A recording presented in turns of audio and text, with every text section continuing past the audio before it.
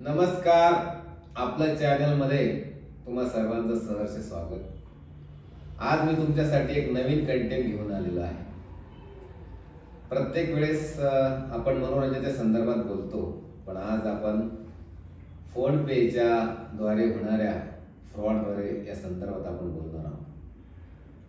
तर फोन पेचं एक duplicate app मार्केटमध्ये आहे आणि हा ॲप जो आहे तर तो QR कोड स्कॅन करतो आणि QR कोड स्कॅन करून तुमच्या याच्यात पैसे पण त्या ॲपमध्ये दिसतात की ट्रान्सफर झालेले. मग ते 20 रुपये असो, 50 असो, 100 रुपये असो किंवा 1000 रुपये असो, आपल्याला दिसतं की ह्या फोनपेच्या मधून आपल्याला पैसे आलेले आहेत, पण तुमच्या अकाउंटला ते पैसे आलेले नसतात. म्हणून हा जो व्हिडिओ आहे, जे आपले लहानापासून जे दुकानदार आहेत तर फार मोठ्यापर्यंत सर्वांसाठी त्यांच्याकडे स्कॅनर आहे त्यांच्यासाठी हा व्हिडिओ आहे.